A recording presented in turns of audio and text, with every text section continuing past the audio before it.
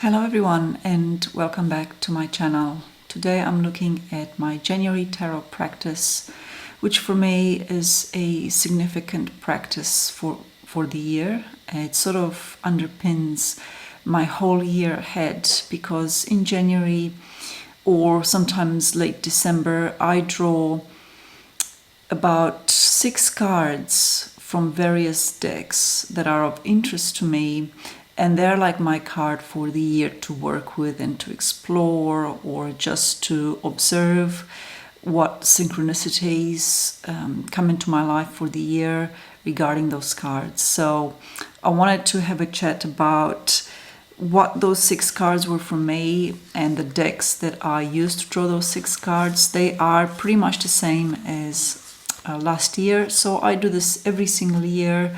Every January I get out these decks and I draw cards from them. So to start off with, the very first card that I drew was from the Rider-Waite-Smith Tarot, and it is a tarot card. Now this is different to my card for the birthday year, which I talked about, and I did some videos on that last year, which is the Devil for me. So the difference is that that card is sort of set in stone, if you will. It's based on the birthday and month and the current year. Whereas the card that I've drawn from the Rider-Waite-Smith deck is a card that I draw at random. Okay, and for me, for this year, I drew the Moon card. And I was a bit surprised to see it, to be honest. I'm not sure if it's surprised or sort of a bit disconcerted, because for me the Moon card is one of those cards that it's been one of the most difficult cards to really get a grip on as a tarot reader.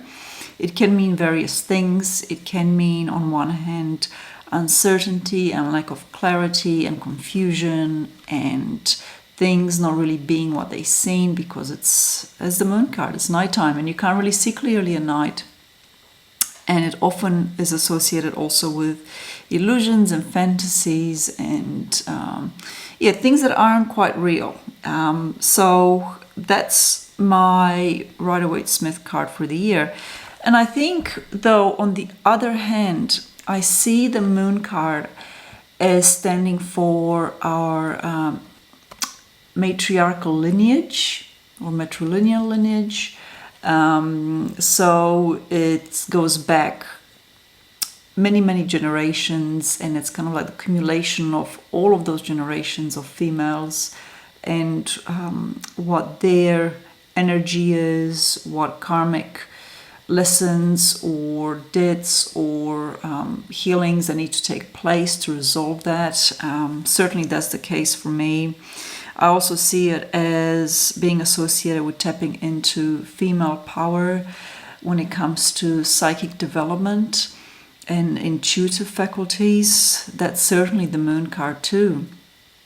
And so I kind of think that it invites me to really explore all of that and to take some time to honor that and to work with it, to acknowledge it, and to take it a bit deeper as well. The Moon card is a card of deep psychic power.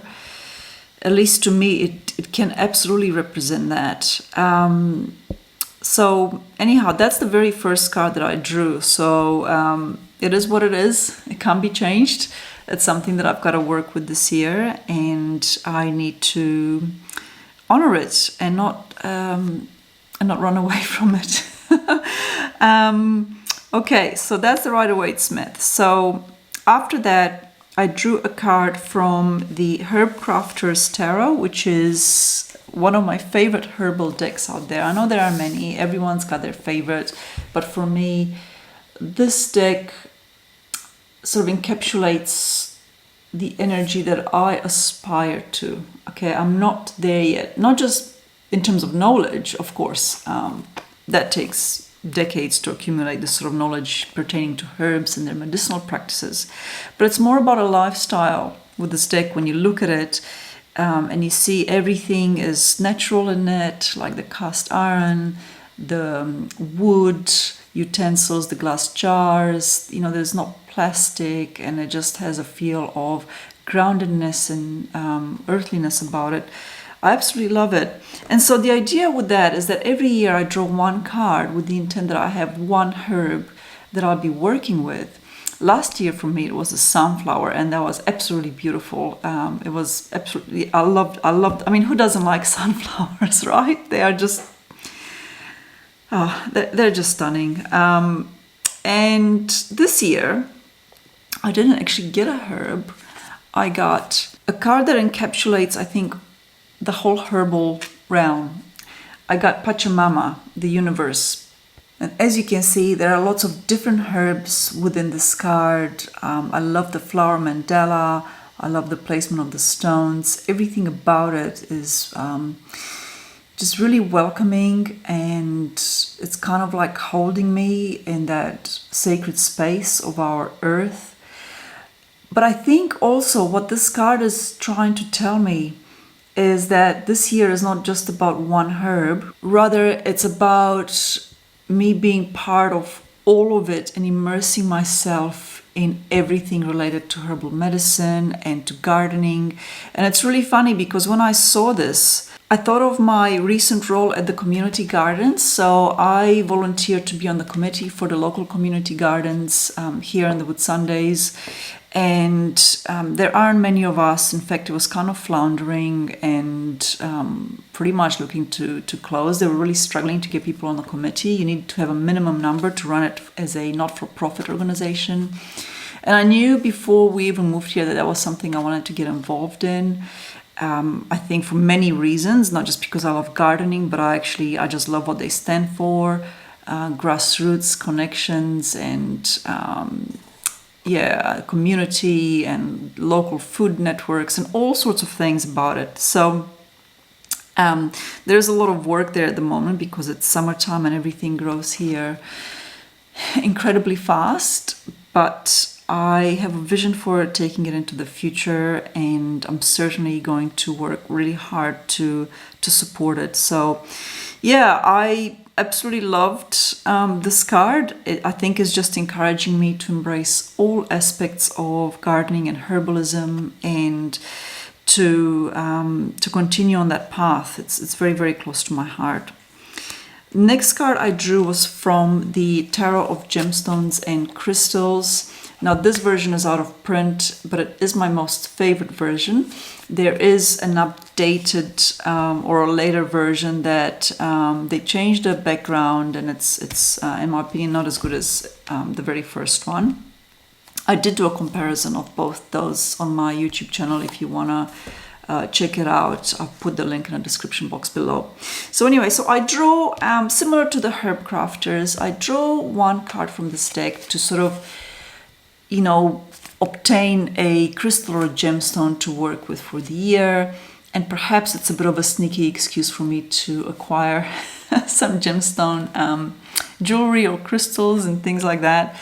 But you know, this year, like in other years, I didn't draw anything amazing. Like it's not a ruby or a sapphire or a diamond or any of those sort of more highly precious or coveted gems. I drew the Six of Coins, which stands for heliotrope. I've never worked with heliotrope before. I don't know anything about it. The Six of Coins implies relationship, implies an exchange between two parties. It implies give and take. And of course, being coins, it's associated with receiving monetary compensation or financial aid in some way from someone else. So it's nice to receive it from that point of view. But I've got to actually look and find some heliotrope. And my pet peeve with crystals and gemstones is the way they're highly unethically sourced and also altered through heat and other methods to make them into other gemstones that are then sold as the genuine thing, even though they're not. So finding reputable sellers of gemstones that are mined overseas is really difficult, and I try and abstain and not actually purchase anything from that's sourced in other countries. But anyway, that's a challenge for me to try and find some heliotrope at some stage this year and to work with that. And that means researching its properties. It means reading up different books that I have on gemstones and crystals to see what they've got to say about it. And you got to take that with a grain of salt sometimes, because you will find conflicting information sometimes in different books. So,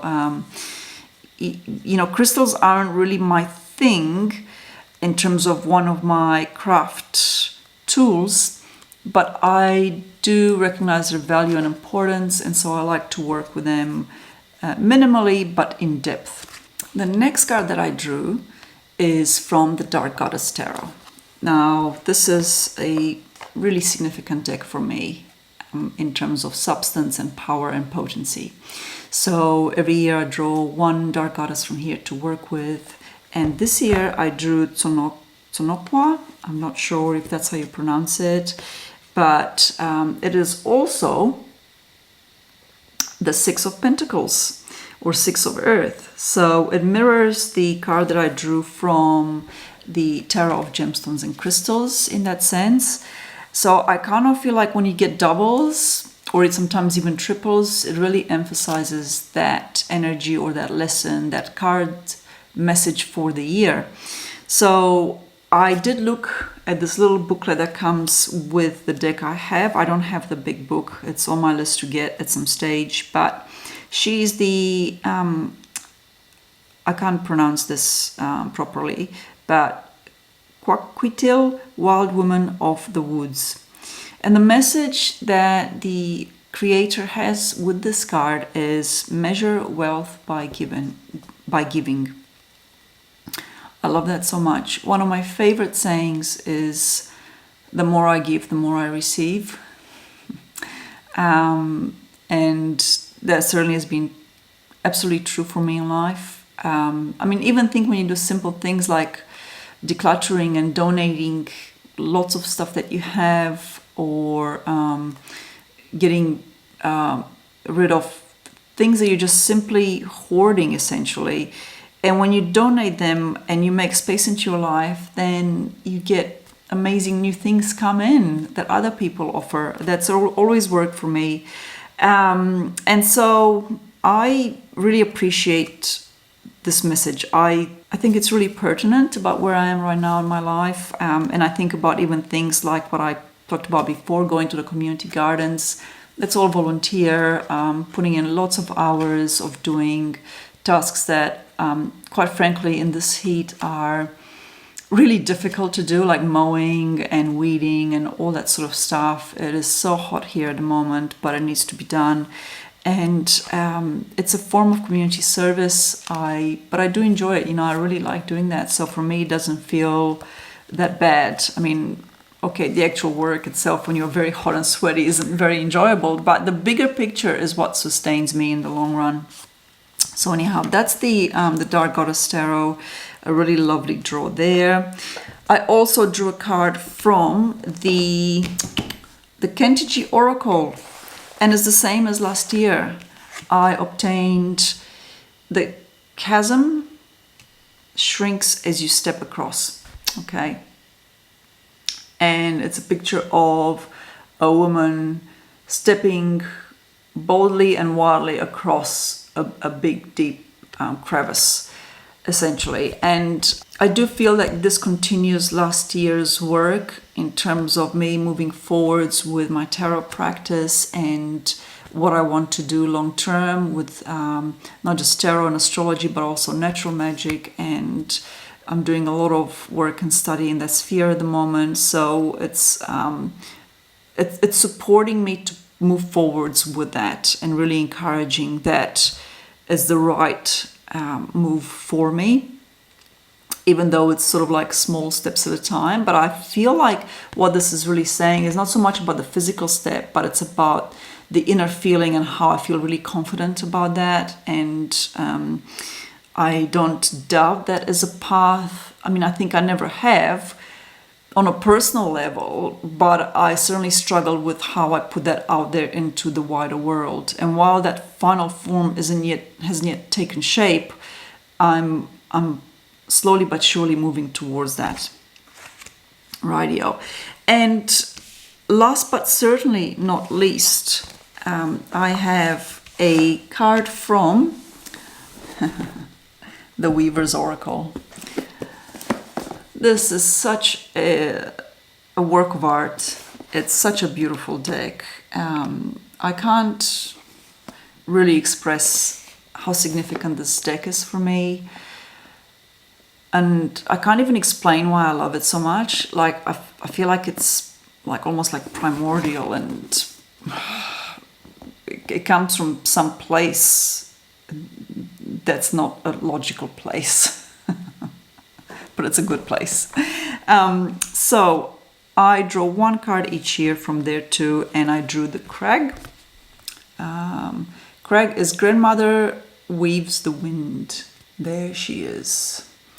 So with each of these women, each of these weavers, there is a story in the book with guidance that accompanies them. And I would like to actually read that to conclude this video. I would like to read what the authors have written, what the creators have written about it.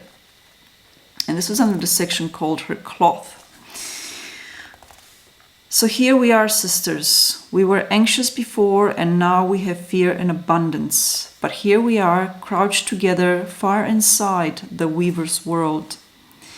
The great circle of the loom, way up above, is familiar. We have seen it in our dreams, but we never guessed the cloth that rolls down from the rim would leave us quite so overwhelmed. The weavers barely notice us, an eyebrow raised, perhaps, to acknowledge our presence, but they are busy with the loom. They are knotting many myths and memories, many cruelties and kindnesses, many lines of living blood, many long-forgotten bones into the fabric that now falls around us in steep sloping arcs of color. In the belly of the loom bowl, far below our feet, the broad swathes of woven cloth coil through a hole. All the textures and patterns that have been bound into the weft by the hands of 1,000 weavers are falling without ceasing towards the fragile, faded weavings made by the very first to sit around this loom. And here is the mystery. If we look close, we can see our own lives being wound out along the yarn. Each of us is in part of this loom and its great cloth. This moment shall be seared into our souls, for what fear can remain in us of the unknown when we have gazed across the vast life loom and understood how profoundly, how beautifully, how inevitably we each are woven into its folds. Much later, sisters, when we return to what is known, we shall wield our brooms together and sweep our dusty fears outside the door. And so I wanted to read that because I myself personally have felt that fear. And remember, I am in a devil year too, so fear goes hand in hand with the devil. That it's really important at this stage to connect as often as we can and as much as we can to the source. And the source is whatever form takes for each and one of us. It can be different. For some it will be God, Catholic, Christian, it's irrelevant. For others, perhaps it might even be a philosophy like Buddhism. For others, it would be nature paganism, natural magic. It would be working with deities, and there's so many versions of that. But the energy is the same as the energy of the source, and whatever brings you closer to the source has incredible power to dispel fears. And I have felt that in my life too, and I'm sure many of you have as well. When you work with the energy of light, it's a very kind and gentle and compassionate energy that guides us and looks after us in this world that we find ourselves in. So anyhow, I shall wrap it up here. I kind of feel like these are the main cards that I've drawn, and of course I do have a separate part of my January practice, which is looking at whole spreads that I've done. I'm not going to go into that now because it'll make this video really long. I did do that last year. I broke it down into 2 parts. I'm not going to do that this year unless anyone is, you know, super interested. But essentially I draw a tarot spread for each month of the year to look ahead, and then I also do a tarot spread, which is the astrological wheel of the year, where I draw cards for each month in accordance with the astrological houses.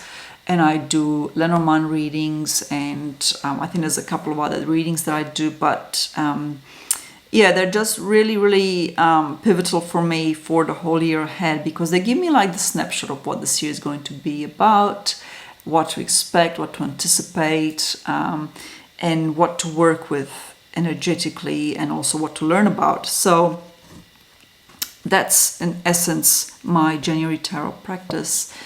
And if you've made it this far, I thank you so much for being here. Thank you for watching and for supporting my channel. Until next time, take care.